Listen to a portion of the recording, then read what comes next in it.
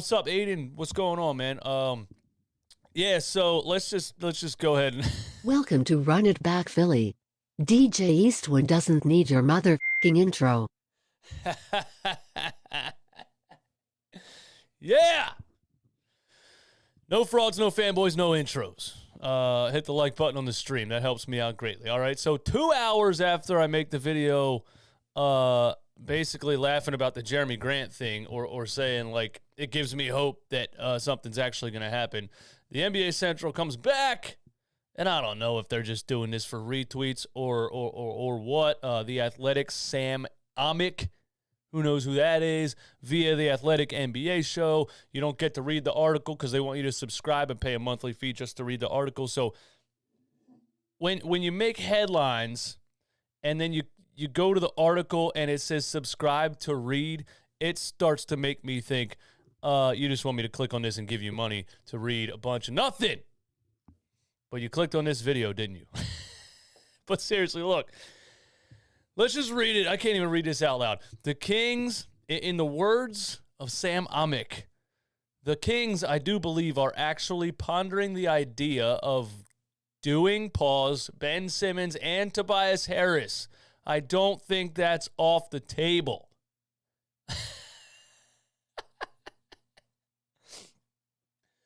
If there is a God, if there is a God, if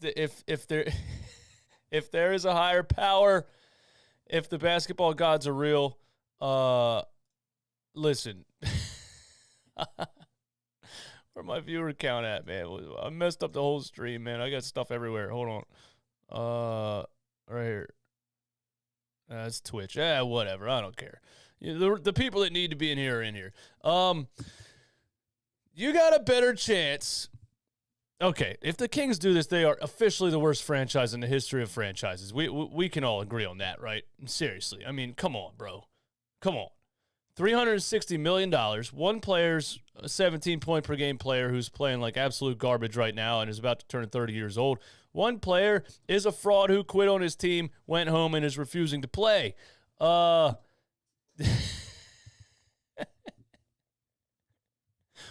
in the world would any team trade for both of these contracts?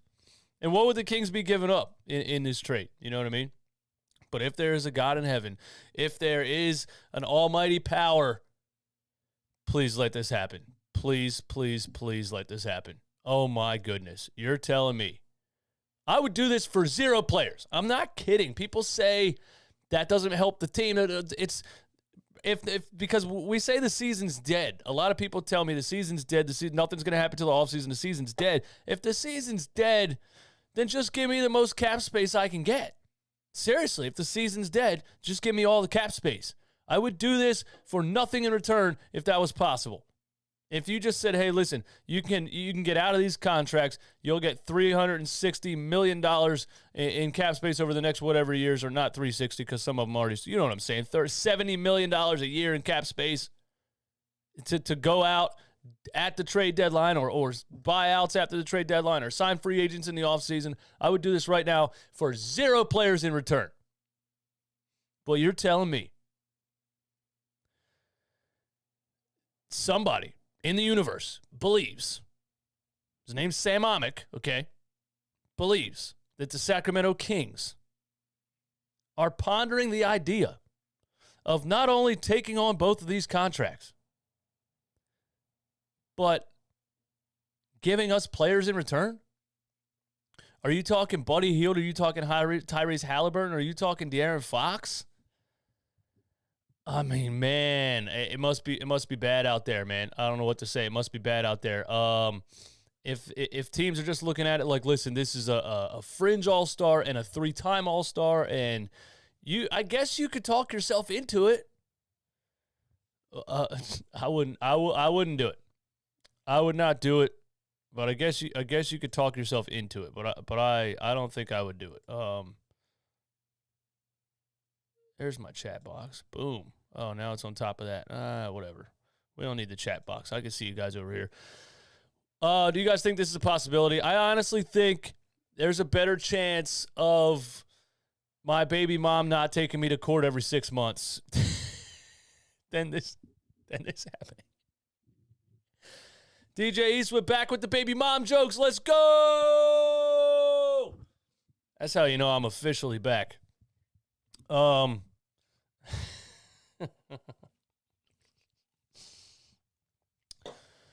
Let's see. I don't think it'll happen, but I would love it. Morey needs to really work that somehow. I mean, he unloaded Horford, right? He unloaded Horford, but this would be absolute magic. If you can get a team. I know it's the Sacramento Kings, and they're awful. But if you could actually get a team to do this, yeah, you're working some magic, bro. Like that'd be a different level of swindling. That would be a different level of swindling. Imagine DJ's reaction if a report comes out saying Morey denied a Toby and Ben trade where he got held. Bro, RJ, man. I would, oh my God, I don't know what I would do, man. I don't know what I would do if there was actually an offer like this and Daryl Morey turned it down. I don't know what I would. I don't think I could handle that. Boy, ain't no way, boy. Boy, ain't no way, boy. Also today on NBA Central, what do we got? Jeremy Grant doesn't even want to play for the Sixers. This gets funnier as we go towards the trade deadline. It really does. Jeremy Grant has little interest in joining a team where he doesn't feature as the primary offensive option. What are you thinking, Jeremy Grant? What do you think? Are you serious? What are you thinking? So you don't want to win? So you never want to win? I mean, you would think Jeremy Grant's dream scenario would be to go to a team that's a championship contender and be a big part of that and be a big piece of that and play a role. As a stink bug lands on my camera. Oh, my God. Oh, I'm going to have to try to ignore that now.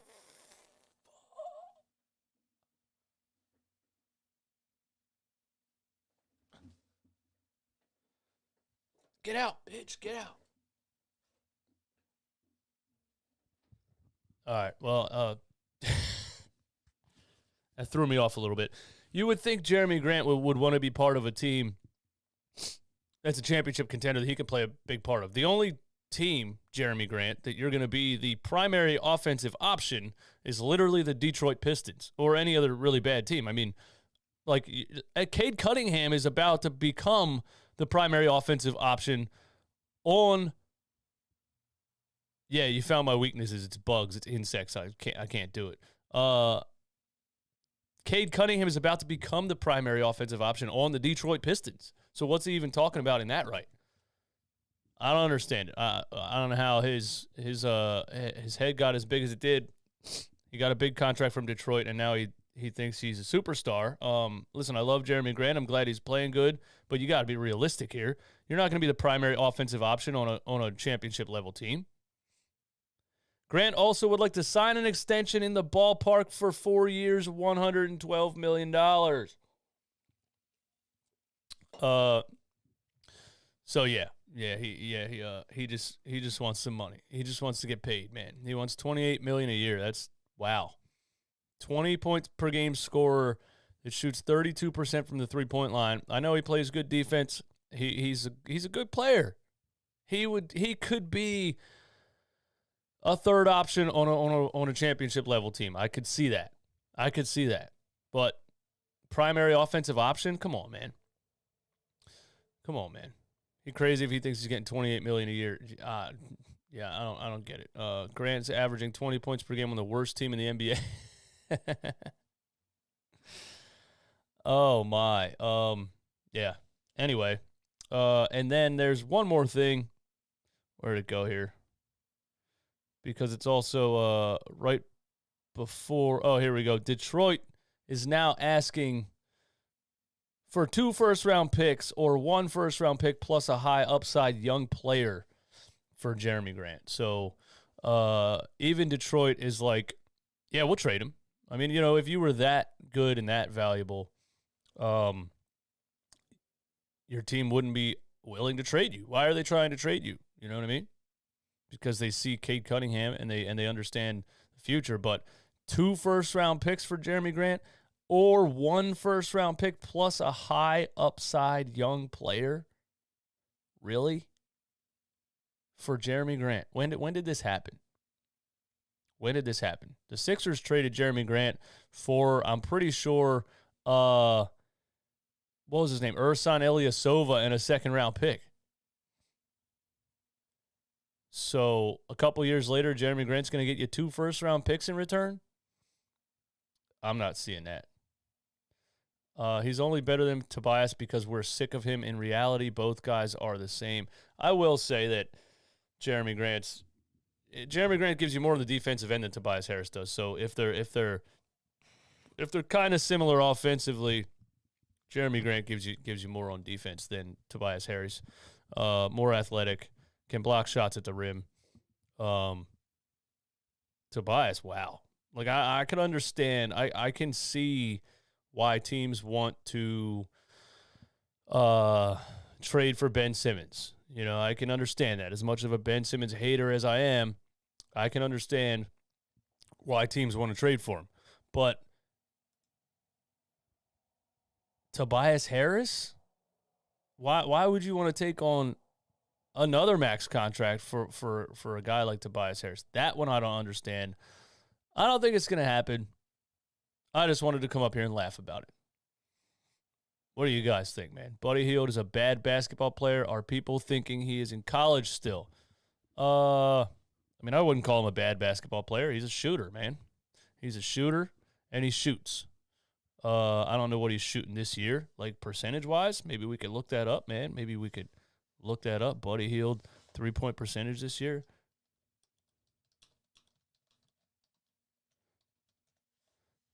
But I mean, I wouldn't call him a bad basketball player. Where's his season stats? Regular season. He's shooting 39% from 3. He's a career 40% three-point shooter. He's only averaging 16 points a game. He comes off the bench. 29 minutes. 43% from the field. Well, that's his career. He's only shooting 40% from the field this season. 38.5% from 3. 86% three-point shooter. Doesn't really give you any assists or rebounds or blocks or steals or anything like that. He's just a shooter, man. He's, yeah, exactly, bucket getter, 2-on-5. I agree with that. He's a lot like Seth Curry. You know what I mean? And Sixers need consistent shooters. You know, when you look at teams like the Memphis Grizzlies and other teams that are just very deep and have a lot of guys on the floor that can pull up, I watch that team, man, and there's 3, 4, 5, 6 guys that can catch the ball and let it fly and hit a 3 at any point in any part of the game. So, you know, I don't know why adding a Buddy Hield would be an issue. I think that's what we lack. We lack guys that can shoot straight up. We got too many one-dimensional players that just go absolutely ice cold, and then we don't have any other options. Like we got, you know, you got Furkan and you got, I mean, who's really the snipers on this team off the bench? Furkan Korkmaz? If he's cold, what do? You got to go with Isaiah Joe, who Doc Rivers doesn't really like to play because he's young, inexperienced, inconsistent, whatever else. You need more than one option off the bench that can shoot threes.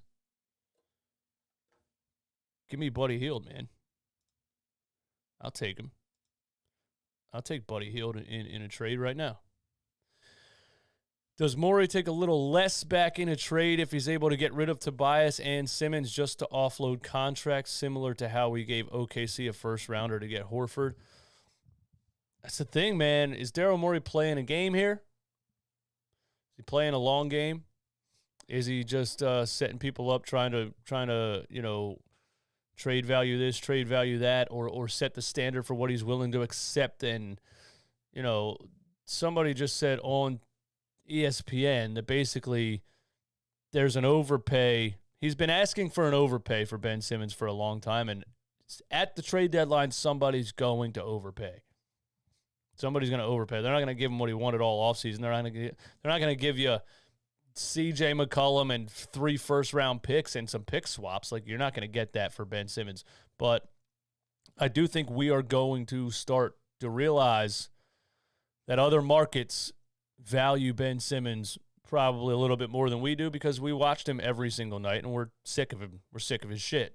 You know, it's just like anything. Remember when we overvalued Contavious Caldwell-Pope? Remember when people overvalued him before he signed with the Lakers? They were calling for him to come sign with the Sixers like he was going to be some savior because he could dribble and shoot because we didn't have any players that could do that. Now, where's that dude at? I think he's in Boston. Like, you know what I mean? So we can overvalue players from other franchises the same way other franchises can overvalue our players because we don't watch them every night. They don't watch us every night. So there's going to be a team that overvalues Ben Simmons, and they're going to overpay. I just don't understand the Tobias Harris thing. There's no way in hell you're getting away with trading both of those guys, man. There's no way. What we got? People talking about I'm not paying. No. Some of y'all need to watch games and stop reading what other people say. Every time I watch Hield, this dude is not afraid to shoot and can create his own shot. Definitely not afraid to shoot, man. Definitely not afraid to shoot. I think last time the Sixers played Buddy Hield, he had 9 3-point attempts in the first half. So when we compare him to Seth Curry, that's my main quarrel with Seth Curry. He's a great 3-point shooter. His percentage is high, but he passes up shots all day. He's too like, I gotta pump fake here, take a couple dribbles, call back for the screen, go back around the screen so I can get a perfect shot or so I can set somebody. Just shoot it. Just shoot it. I don't want Houston Rockets of 2018 Houston Rockets level of like 50 3-point attempts every game. But what do the Sixers attempt every game? It's probably not very high. We're probably in the bottom of the league in 3-pointers attempted per game. You shoot 40%, you attempt more threes, you make more threes, you score more points. It's a 3-point shooting league. You got to get guys that aren't afraid to shoot or that aren't passing up open shots. Furkan Korkmaz never passed up an open shot in his life. But he goes ice cold. Ice cold. I mean, that dude is probably the streakiest shooter I've ever seen. When he's hot, you can see Furkan just launch the ball from anywhere, off balance, around a screen, 1 foot, whatever, and you're like, oh, it's going in. Bang, bang, bang. When he's cold, it is just brick city for that dude. OKC would probably take Toby if we attach a first rounder. They took on Horford's contract for a pick. OKC's going to get to the point where they're not stacking draft picks anymore, right? Like you can't do that forever, right? Like at some point you got to cash in. If they're not going to trade Shai Gilgeous-Alexander, Josh Giddey, some of these young guys that they have that are really good, that really have a lot of upside. I think they're finally like trying to build a little bit of a core in OKC. It would probably make more sense for the Oklahoma City Thunder to try to start packaging those picks together to land somebody. I don't know how long they're going to be that like salary dump type of team where, you know, we'll just take anybody that has a massive salary and give us a first round pick and we'll take it and we'll pay him the money. Like they took Horford, they paid him and sat him out the whole season. We did do that with Hinkie. We did. We were that team. We stacked draft picks. We were at the salary floor every year. We were buying players out just to hit the salary minimum, like Mo Williams and Danny Granger, and those are just two off the top of my head. We did that a lot. But at what point does OKC say like, okay, now it's time to try to build a basketball team? They should learn from our mistakes. And, well, they already have a nice young point guard, so they already learned from our mistakes. We didn't draft a nice young point guard until Daryl Morey got here. The whole process. Joel Embiid, Jahlil Okafor, Nerlens Noel, Ben Simmons. We drafted 3 centers and a power forward.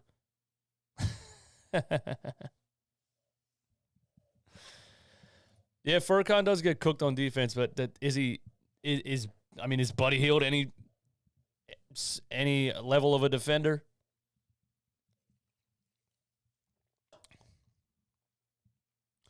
Imagine if Michael Carter-Williams developed a jump shot. Well, yeah, we drafted Markelle Fultz. You're right.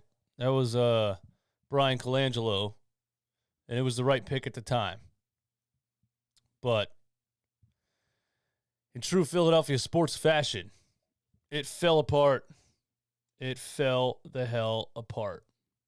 250 people in here, man. Thanks for coming in here on a random Monday night. I wasn't going to stream today, but I figured why the hell not? There's some funny trade rumors that I thought we should talk about.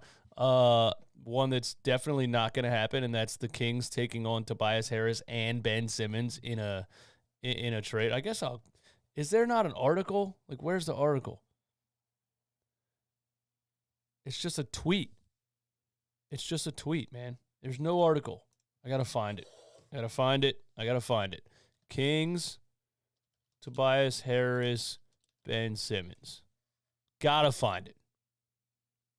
White Mama says, I doubt anyone wants Ben, dude. Surprisingly, listen, I don't want anything to do with him. But, all right, so I Google Kings, Tobias Harris, Ben Simmons, and there's 3 posts here. Yahoo News, Kings actually considering trade for Ben Simmons and Tobias Harris. And in Sports Illustrated 3 days ago, wow, they jumped the gun. Aren't they just Johnny on the spot? Kings could be convinced to take on Tobias Harris in a Ben Simmons deal. Okay. Welcome to Run It Back Philly. Oh, I didn't want to play that again.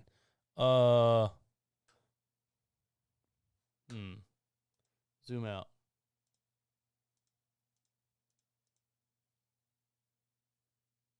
Well, that didn't work, did it? DJ Eastwood, the OBS master. For months, it's been obvious the Philadelphia 76ers are willing to part ways with their... Yeah, we know. I don't know, Rivers said this week when asked about a potential Simmons return. I don't think so, but I don't even know the answer. He does come to the facility, but I don't know what that means right now. Hopefully we'll have an answer sooner than later.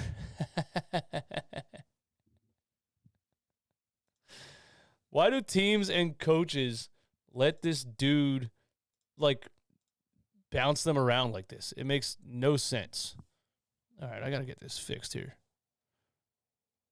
Why do teams and coaches let this dude call the shots? It doesn't make any sense. It's Doc Rivers sounds like a hopeless romantic. His wife left him, and he's like, she's going to come back, I don't know. She doesn't talk to me. She doesn't answer my phone calls.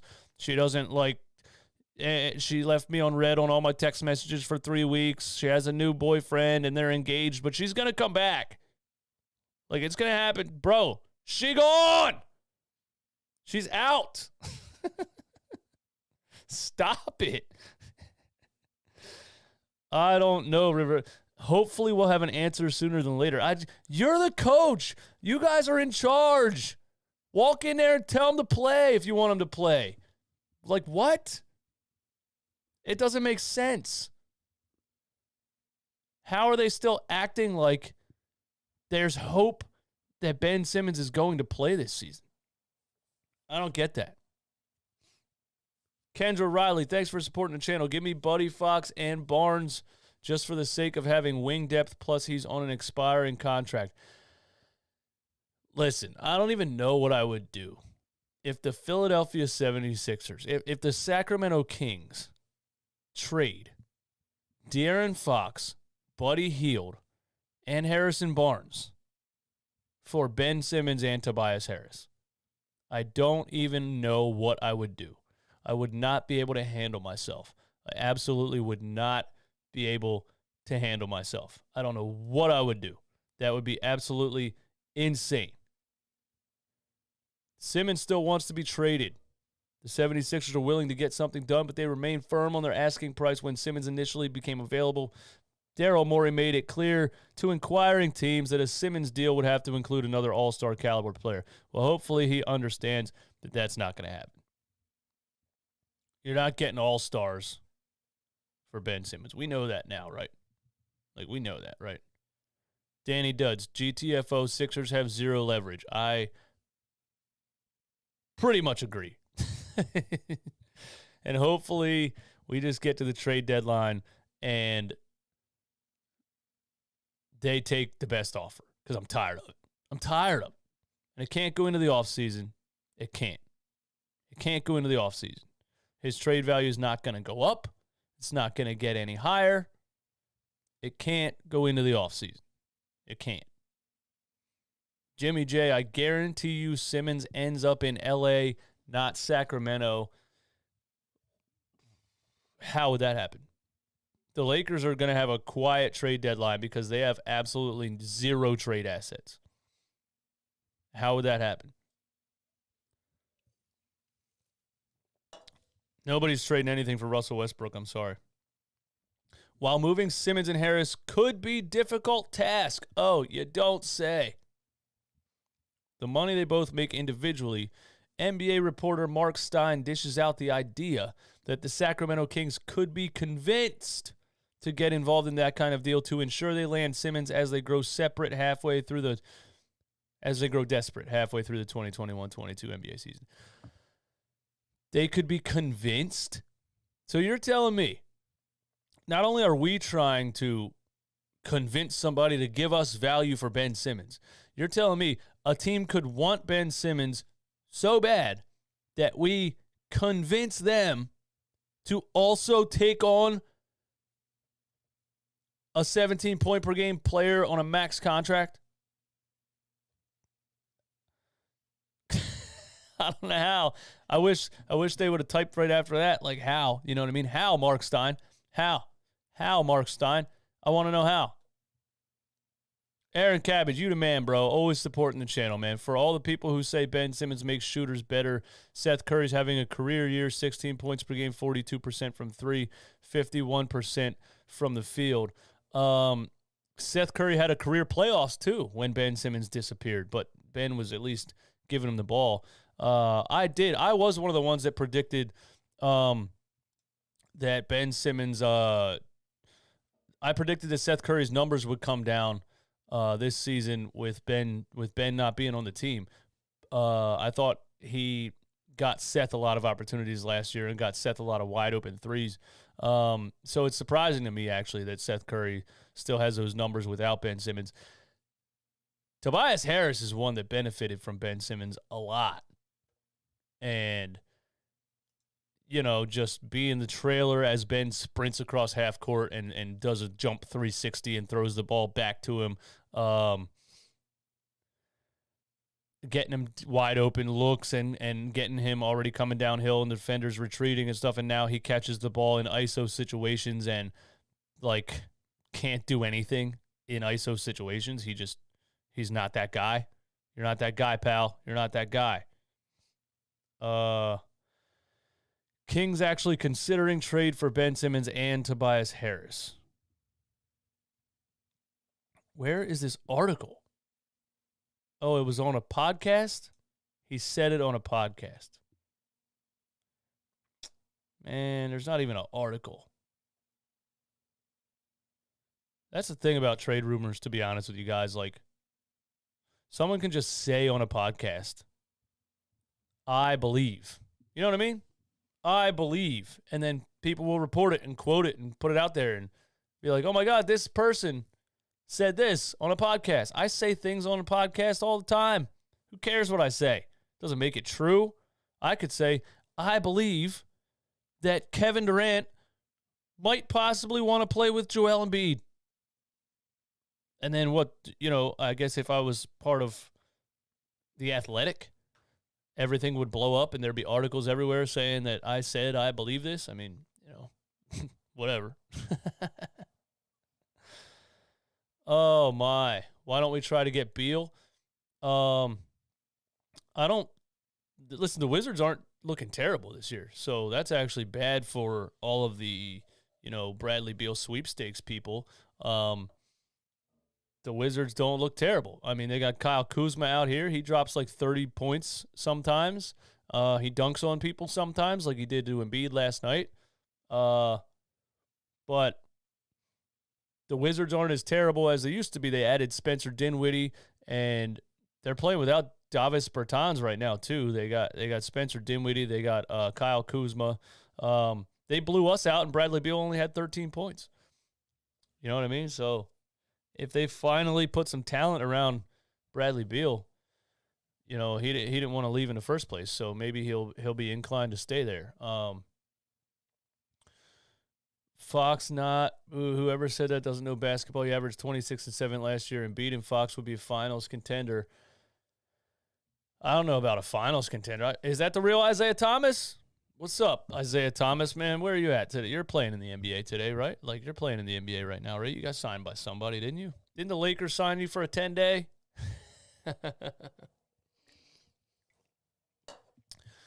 Oh, man.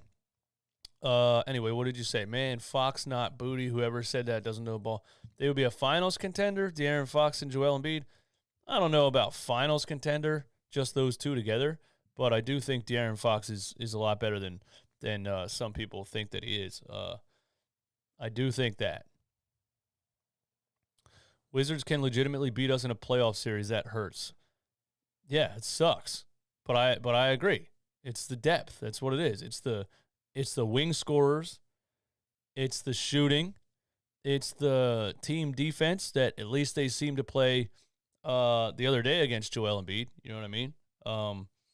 You know, when you can run a zone or you can run double teams and you rotate faster than us, I feel like there's a lot of very athletic teams that are going to make it hard for us to score because they can run a zone or they can double Embiid and just rotate quicker than us because we're slow.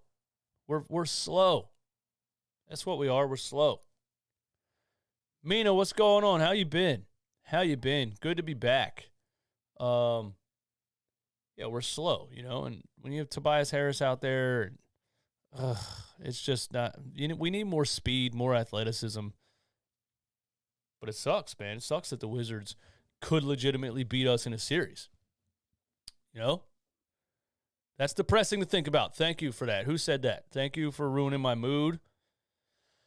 But that's why the 76ers need to win this damn trade deadline, man. They have to. They have to. Absolutely have to. The Lakers are shopping Talen Horton-Tucker in trade discussions. Somebody just mentioned the Lakers. That's really their only asset. There's nothing else that team has to offer. So that's interesting, actually, to think about what's going to happen with the Lakers if they really don't make it very far this season, because they mortgaged everything to sign Russell Westbrook. Aaron Cabbage, my man, always supporting the channel. It's kind of sad how 25 is the laziest mofo in the NBA with the body athleticism he has. Imagine if Kobe had 25's physical gifts. It is. Really, it is. People will argue with that because he plays elite defense. But on the offensive side of the ball, he just hides. And everything he does is natural athleticism and size and speed, and everything he does, man, is natural abilities. You know, he's never put into work to develop his game. He's never put into work to learn how to shoot, to anything. He's never done it. And he won't.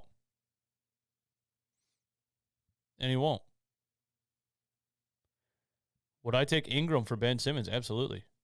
I would take Brandon Ingram right now. Right now.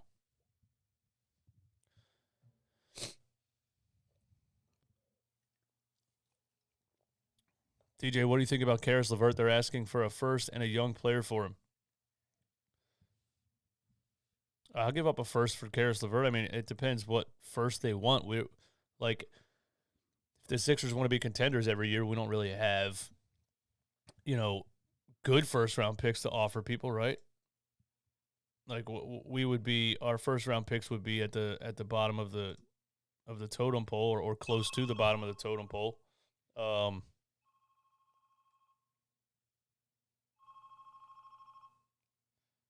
come on. Why is that not?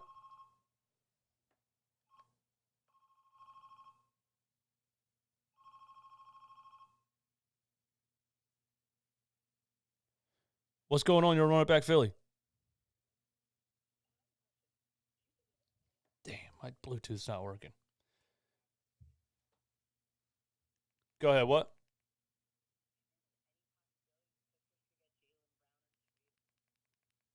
Jaylen Brown in a trade.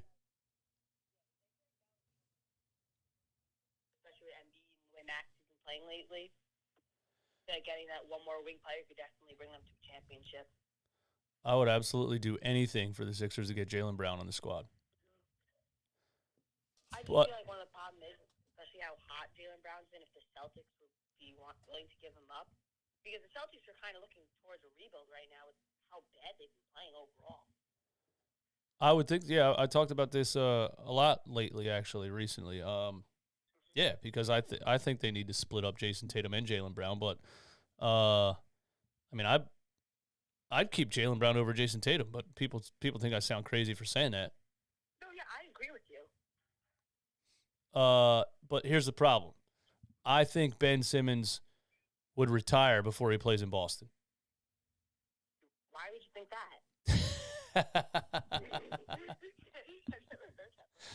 You never heard that before?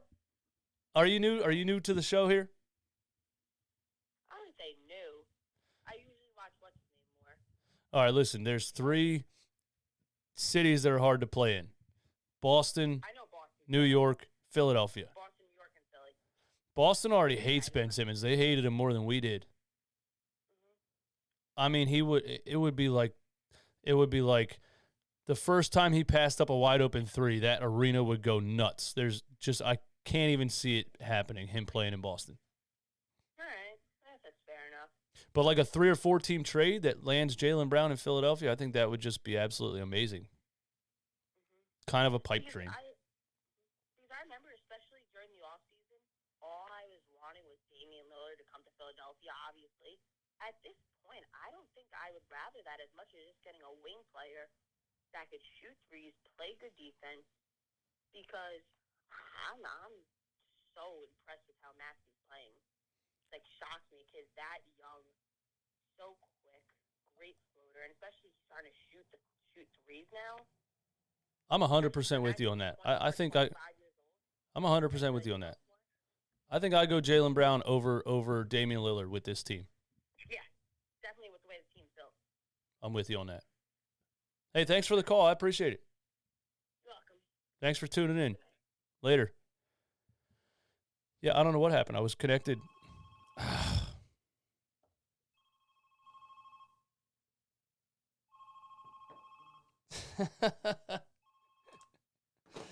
All right, just give me a second, man.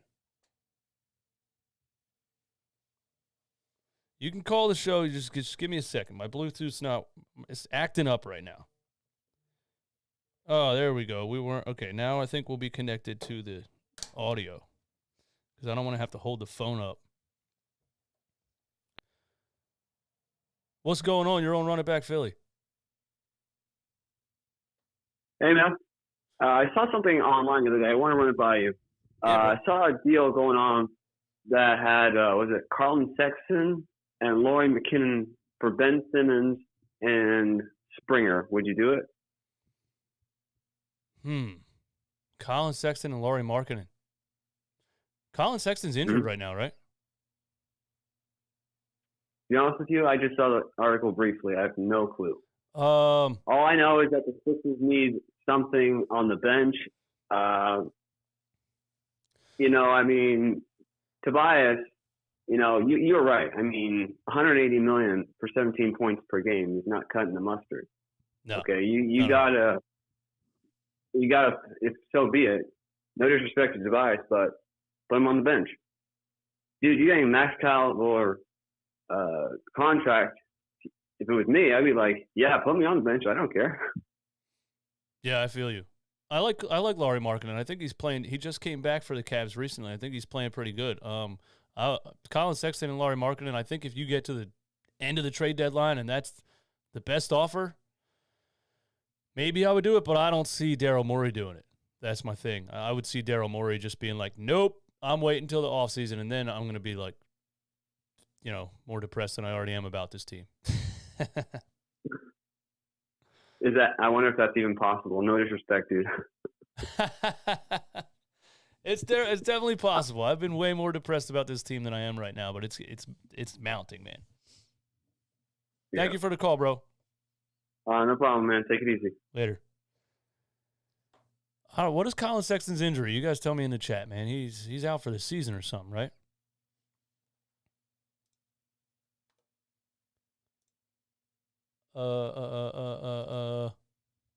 ACL. Damn, that sucks. Sixers have no leverage, especially if they want to add Tobias's contract. Well, I agree with that. What's going on? You're on Run It Back Philly. What's up, Eastwood? What's going on, man? Oh, man, if we could get rid of Ben and Tobias for Fox, Hill, and what's his name, Barnes, I would do that in a heartbeat. Wait, who'd you say? Fox, Hill? Yup, Fox and Hill and Barnes, Harrison Barnes. Even though he kind of ass, need wing depth. Ain't going to fire it. I don't think Harrison Barnes is bad. I mean, he's not bad, but he's not good. He's just regular. Yeah, he's getting up there in age too, right? He was a big part of the Warriors championship runs in like 2015. They gave him this crazy contract. I think he made like 15 to 18 million. Like, it's ridiculous. Yeah, he got overpaid by the Dallas Mavericks. Yeah, it's bad. Yep. But I would take that in a heartbeat. I can't do it with Ben Simmons. I can't do it with Tobias. It's bad. It's bad because Tobias is playing, and every night he goes out and lays an egg, and then try to blame it on the fans. Yeah. At least like with Ben, he's not playing. So, of course, our everlasting memory of him was the Atlanta series, where it's like, all right, Ben was done with this guy, but we're really done. But we don't see him, so it don't make me as mad as it used to. But with Tobias, it's an every night thing. Like, come on, bro. Yeah, and do you think he just doesn't fit? Like, he benefited a lot from Ben Simmons, right? With just the way he would get him open shots. Do you think he just doesn't fit in this offense, and he needs like a new?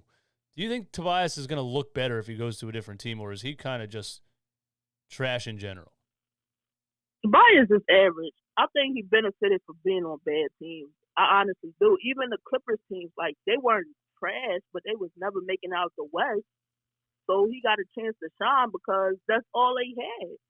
That's a good call, man. And that's what I think about Jeremy Grant a little bit. Like, your numbers are inflated because you're playing on a terrible team. No lie, I told somebody at work today. I said Jeremy Grant is a Walmart Tobias Harris. I mean, I don't know. I think Jeremy Grant's better than Tobias just because he's more athletic and can play defense a little better than Tobias. But neither of them are getting you to an NBA Finals. No. Yeah, I agree. No. Hey, thanks for the call, buddy. Appreciate it. All right, no problem. Seth, thank you for becoming a member of the No Fraud Zone. Yeah, I reset the memberships like a week ago because there was 2 different tiers, and I'm going to be honest, I don't have time to really put into 2 different things and trying to like balance all of that. So I just made it 1 tier. $5 a month. You spent more than that at Starbucks this morning. You get the badges. You get the custom emotes in the chat. You get 20% off the merch store. And we're going to start members-only live streams once a week where you get to click the link, come up on the show, be a part of the show. We're going to start members-only live streams when we hit 100 members. I think we're in the 40 range right now. So when we hit 100 members, we're going to start a members-only live stream, and I think that'll be a lot of fun for everybody. There's Oscar Lou with the custom emote. Shout out to you. I keep forgetting. There's something I can do to make the emojis go all over the screen, and I want to get new ones made too. So I still got to do that. But thanks for becoming a member, man. I appreciate it. Faust out loud, DJ, you're the only YouTuber besides Romp that speaks the truth about Tobias. Goes a little farther than I do. You know, if I'm a Negadelphian, Romp is not a fan of Tobias Harris. And I give him credit, like he was calling this out way before everyone else. Like we were winning games and he was like, Tobias Harris is garbage. And people were like, no, come on. He's a big part of the team. Yeah, he's overpaid, blah, blah, blah. He said it from a long way before anyone else. It's weird. I thought Doc Rivers like revitalized Tobias Harris, and I thought Doc Rivers like brought him back to life and like revamped his career, and brought him back to that Clippers Tobias Harris. And then like Ben left, who was getting him all the open shots, and it's like, I don't know, man. Is Tobias, I guess the last caller was right. Maybe he just benefited from being on bad teams, man. It's a good point. Shane, you can call in, man. There's the number. It's on the screen, bro. Jam Joe's Raptors fan here. Tobias is so average of a player, it's crazy. He hasn't added anything to his game since his contract year, and that was over how many years? 3 or 4 years ago. Yeah, I agree. And he's actually regressed. It's not just not adding anything to his game. He's regressed. You watch his Clippers highlights, I mean, the dude was hitting like crossover step back threes. The guy could like a little bit create his own shot. Like a little bit. At least a little bit. He could create his own shot. Now it's like, this guy can't take anybody in an ISO situation. This guy can't take anybody off the dribble in an ISO situation. Nobody. The only shot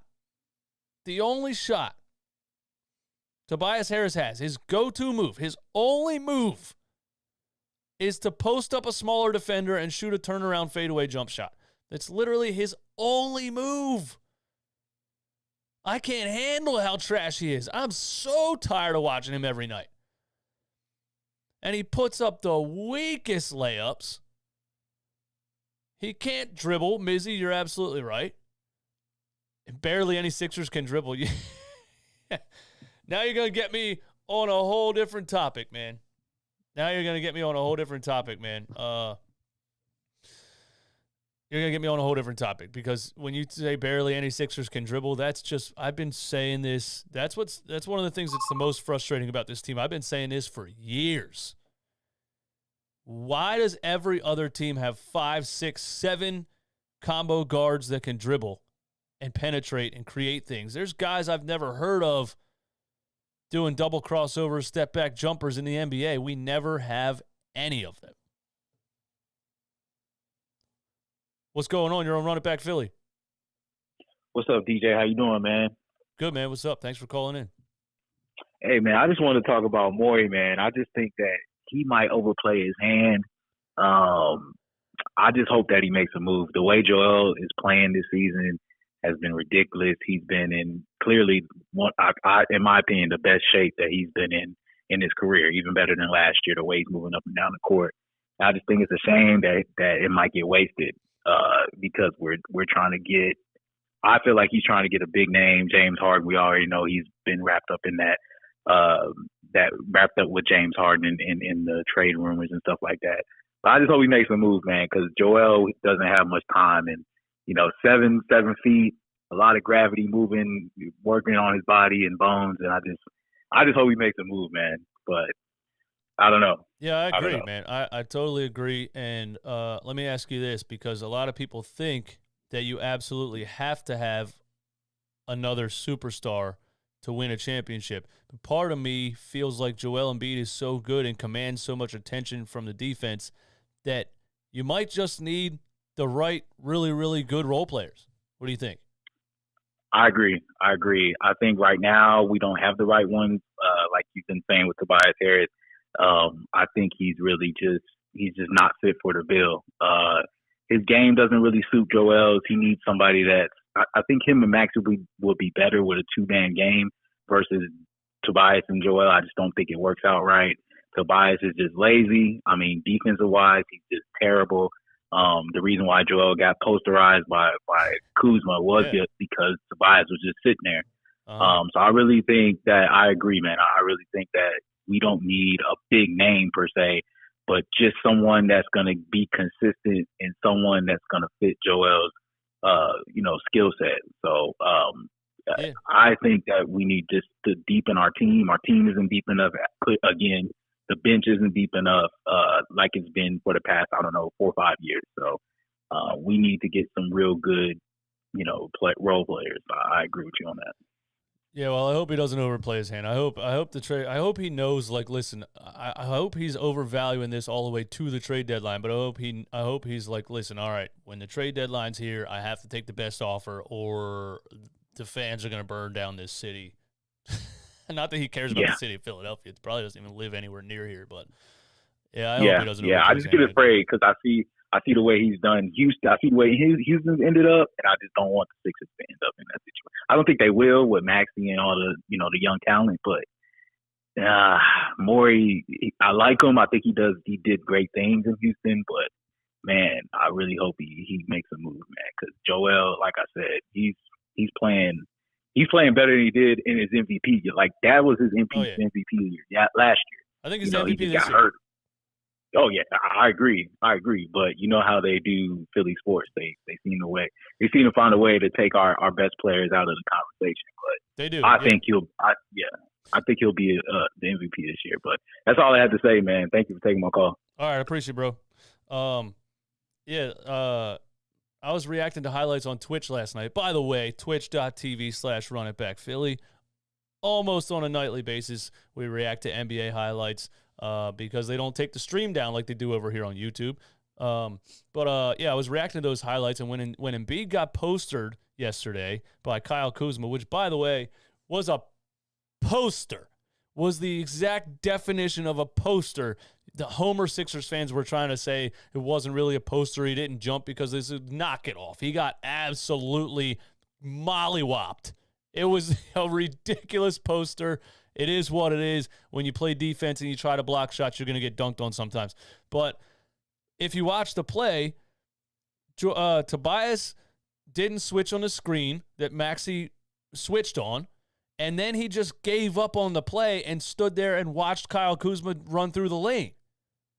And so a quarter after that or so, the same thing happened, and Joel Embiid literally moved out of the way because he was probably like, yo, you guys don't want to play perimeter defense? I'm not going to stand here and get dunked on the whole game because you don't want to play any perimeter defense. So I like that he brought that up on that call because I noticed that Tobias was just getting cooked on the perimeter, and Joel was like, F this. I'm not getting dunked on again. And he just moved out of the way. There's a lot of issues with this team, especially perimeter defense and just being quick enough. You notice it against really good teams. You notice it against – not that the Wizards are a really good team, but you notice it against very athletic teams. You notice that they have an easier time double-teaming us and shutting us down with zone defenses and perimeter defense with their rotations. The Charlotte Hornets made us look stupid. And on the other end, we have a tough time stopping guards because we're too slow with our perimeter defense. So it is what it is, man. I don't know what to say. What's going on? You're on Run It Back Philly. What's up, Eastwood? What's up, man? So I just wanted to call in and talk about the whole possibility of the Sixers able to trade Ben to the Kings, and honestly, I don't know. I haven't read much into the reports, but if the Sixers could get Tyrese Halliburton, to be honest, that would do it for me, in my opinion. Just because he's able to work off the ball and on the ball. I've been watching his games, especially this year, because he's been popping off when Fox is on the floor, and he's a pretty good defender. He's already good off the ball, and then I don't know if you've seen his highlights recently with Fox off the floor. His on-ball skills are just you could definitely just see them, and I think if you match him with a young Tyrese Maxey, I think it would be nice. Yeah, that would be a nice combo, man. I have to agree with you. The funny thing is the Kings said he wasn't on the table the beginning of this season, and I predicted it and some other people predicted it. It's the Kings are the Kings. When we get halfway through the season and they're god-awful, they're going to change their mind. Yeah, exactly. They're one of those franchises. They're kind of like how do I say, like the bottom of the garbage can franchises. They always, once in a great while, they might have a good upcoming team, and then they somehow just find a way to just ruin it. It's hilarious. They do find a way to ruin it, man. That draft, the Marvin Bagley pick over, I'm pretty sure it was over Luka Doncic. Am I right? Yep, it was. Yeah, Yep. like that's a guy that could have changed your entire franchise around, and you took Marvin Bagley, man. That's just sad. Exactly. They had multiple guys they could have gotten in that draft, but I was gonna say though, I haven't, like I said earlier, I haven't looked into the reports as much, but like, would you be willing to trade Ben to them and you get back, let's say, Tyrese? Let's just say, for example, you get Tyrese and let's say either Buddy or what's his name, Barnes. Would you be up for that? Yeah, I would take Tyrese Halliburton and Buddy Hield. Look, I don't think you're going to get a star for Ben Simmons. I just don't think that. And again, like I said before, I think, man, if you just put high-level role players around Joel Embiid, you have a shot at doing something. I don't know if Tyrese Maxey's like ready yet to be like an NBA Finals point guard, but I don't know, man. It comes to the trade deadline, you're going to have to take the best offer. I can't see this going into the offseason. All right, buddy. Thanks for the call. Oscar Lou, channel member, badge next to your name. I'm still upset that we passed up on DeRozan in free agency. I mean, no one expected he was going to be this elite. I don't know, man. Did he want to go to Chicago? Is he from Chicago? Where's DeRozan from? I forget. But I don't think he had any interest in coming to Philly. What's going on? You're running back Philly. Hey, DJ. I'm calling from California, actually. Oh, what's up, man? Shout out to California. Yeah, thank you. So, unlike you, I think we actually do need a second star. Yeah. Because in the playoffs, you can have a bunch of good role players, but they're going to do what they've been doing for like the past God knows how many years. They're going to double up on Joel, and it's hard to trust role players no matter how good they are too. To push you through. Because I think, if you see Giannis, he needs Middleton. Because, like, for the longest time, Middleton was a role player until that one playoff run. And until, he started playing like a star, and that's when they got through. It wasn't necessarily when Giannis was the best player. It's when his second star developed and became that second star. Yo, absolutely. That's my Perfect thoughts on that. Yeah, perfect point. And I think we expect too much from role players a lot of times. You know what I mean? Like a lot of times we're like, this guy's too inconsistent. This guy's hot, then he's cold. On the other side of that, he's just a role player. Like that's what they are, right? Yeah, I agree. Yeah, when you get to the playoffs, even Giannis needs Middleton. But, maybe Buddy Hield could be that 20-point per game scorer. Maybe one of those guys steps up and is that Chris Middleton to Joel Embiid. I just think you need to try. Yeah, you need to try guys that are better than what we have now. I agree. I don't think Tobias Harris, he obviously isn't the answer. My only issue with Buddy Hield is I feel like he sometimes takes bad shots. Definitely. I would prefer De'Aaron Fox, but I know, like, honestly, at this point, I feel like he's just like another Tyrese Maxey. Like, I feel like he's what Tyrese Maxey would be if Tyrese Maxey was on like a 10-70-something team. Yeah, you might be absolutely right. I said the same thing about Colin Sexton with the Cavaliers last year when he was averaging 24.5, and people were like, Colin Sexton this, Colin. And I'm like, dude, if Maxey played 36 minutes a game on a bad team, I feel like he would easily average 24.5. So I don't think you're wrong. Yeah. All right. Well, thanks for letting me call in. It was great. First time. Hey, man. Thanks for the call, man. Much respect to your channel. Bye. Thanks, brother. Appreciate it. I tried to say peace and appreciate it at the same time. I said peace it. Y'all weren't going to let that slide by. I know you heard it. XO Gossip Girl, what's up? DJ, what about Powell for Ben? What's his first name? Are we talking about from Toronto? Does he still play for Toronto? I'm not even sure who we're talking about. I'm sorry. Oscar Lou says Buddy Hield is too streaky. Definitely streaky. An upgrade over a guy like Korkmaz, of course, but it doesn't move the needle for you. But all I'm saying is, if you're gonna take, okay, so like that's the angle maybe Daryl Morey could take on this. Maybe that's why these people are saying that the Kings could be convinced, air quotes, to take Tobias Harris in a trade, because if we look at it and we say, look, Buddy Hield's too inconsistent. De'Aaron Fox, we already have Tyrese Maxey. Tyrese Halliburton's nice, but he's not getting us to the next level. If we say that and we say, look, all right, if you take Tobias Harris also, like that would just be absolutely insane if they would agree to that. Norman Powell. I was trying to think of his first name, man. Does he still play for Toronto? I don't remember. But yeah, nice player. Absolutely a nice player. I don't think he's like that level of player that's all you would get for Ben Simmons. I think he could be part of a package. If it's Toronto, is it still Toronto? Did anyone answer my question? Does Norman Powell still play for Toronto? I don't know.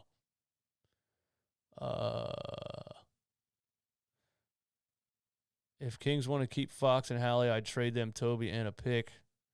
Blazers, that's what I meant. What am I saying? Did he play for Toronto before? Oh, they traded him for Gary Trent Jr., right?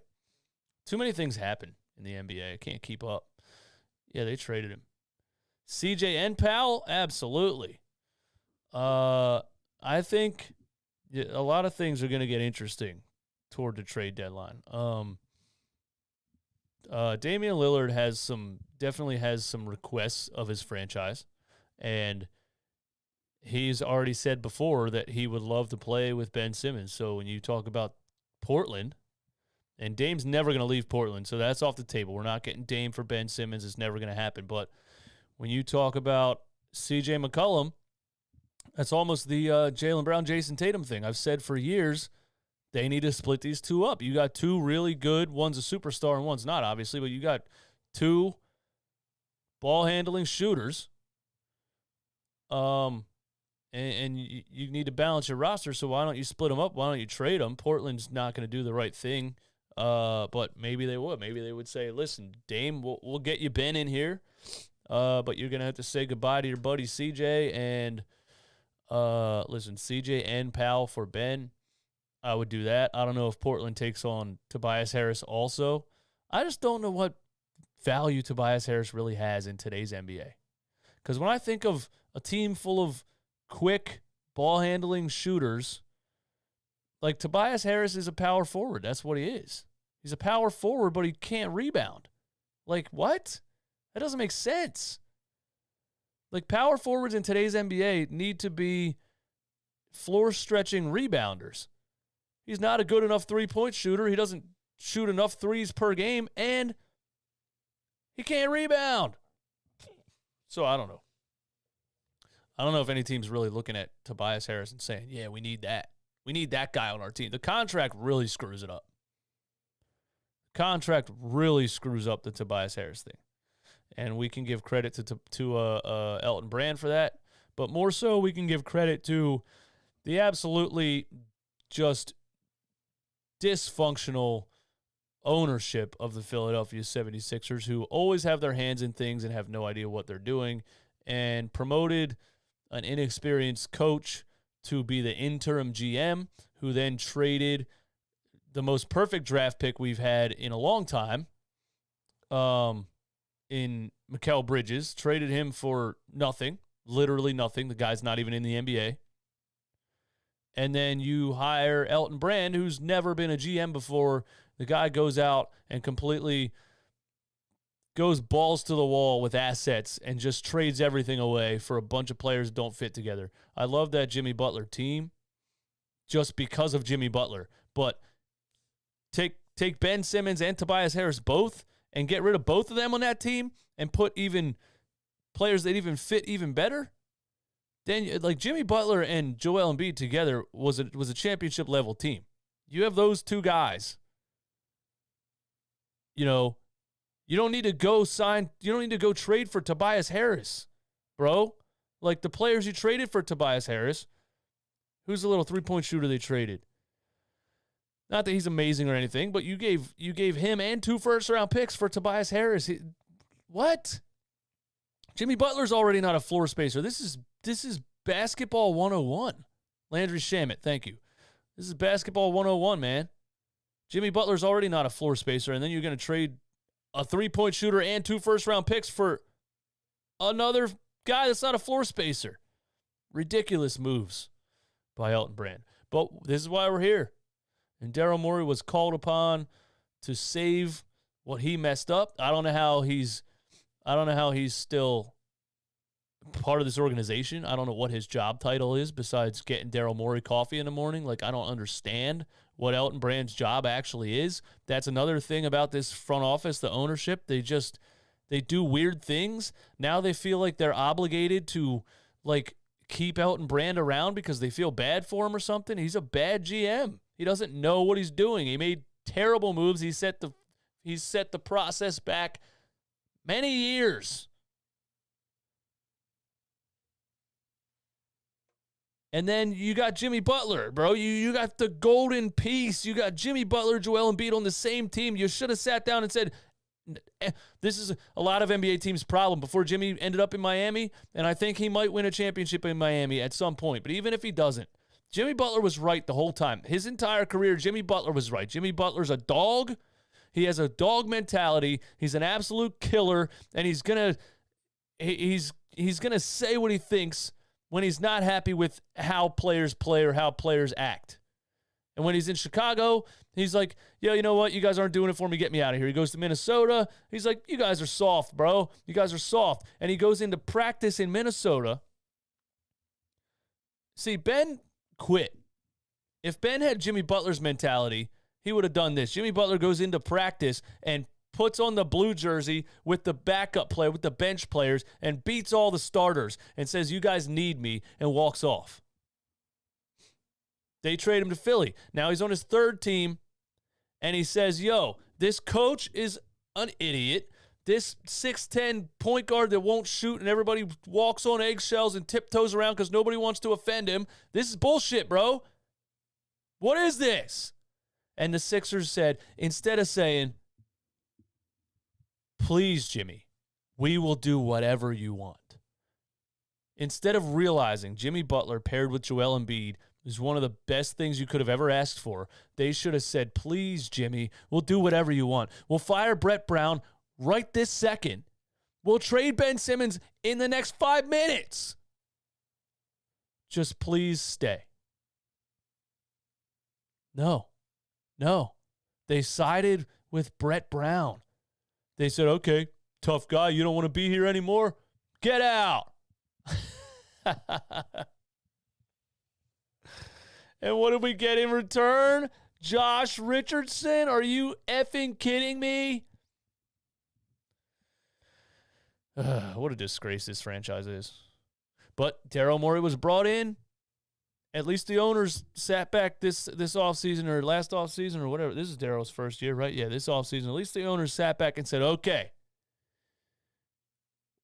we messed up again. We have no idea what we're doing. We have to go get Daryl Morey. Once he became available, boom. Doc Rivers, I mean, they still don't know what they're doing, and I overvalue Doc Rivers. I was just happy to, see an experienced coach that had won something that had been in the NBA before. It's like the bar was set so low by Brett Brown that it was like, Doc Rivers, big name. And the owners were like, yeah, we finally got an experienced head coach. Now nobody can say anything and everybody will shut up. And then you realize that he might be a little bit overrated. And he might be a little bit out of his element. And he might be like partially retired and done with coaching in the NBA. That's how I feel about Doc Rivers. But they also put together an amazing coaching staff too, with Dave Yeager and Sam Cassell and who's the other guy that took over for 2 games? Dan Burke. So you have options there. Those are three guys that could be NBA head coaches that we have behind Doc Rivers. Patrick Glanville says Rivers is doing a good job. Are you serious, bro? Bro, are you serious? The guy that sat up here and defended Ben Simmons the entire season last year. Wait, is this Daryl Morey's second year here? I don't even know what's going on anymore. Doc Rivers is doing a terrible job. The 76ers are in the bottom of the league in pace. They play terrible perimeter defense. They play terrible transition defense. And every time they come out and get smoked and look disinterested and look slow and look unprepared, Doc Rivers says in the press conference, yeah, we were just a step slow tonight. It happens. And we move on. Doc Rivers doesn't look like he has any motivation to, like, you know, be a NBA head coach anymore, man. He's got to be trolling, man. It has to be a troll, man. Has to be. I agree it's not a good roster, but these were the same things people used to defend Brett Brown with. Well, it's not a good roster. It's not a good roster. Brett Brown was horrible. Does everyone remember that Monty Williams used to be a part of the Sixers coaching staff? Yes, and we can't make that mistake again. We can't make that mistake again. We can't let Sam Cassell go somewhere else. We can't make that mistake again. But that's me sitting here hoping that Josh Harris knows what he's doing. That's the problem with sports ownership. A guy is born into billions of dollars and buys sports teams as an asset, literally just to make a profit, and then he's handed, like, decision-making. Hopefully, Daryl Morey is the one deciding who the coach should be. But I don't know. But I'm just saying, you can't let Sam Cassell go to a new team. You got to let Doc go and promote one of those other guys. Have to. I agree.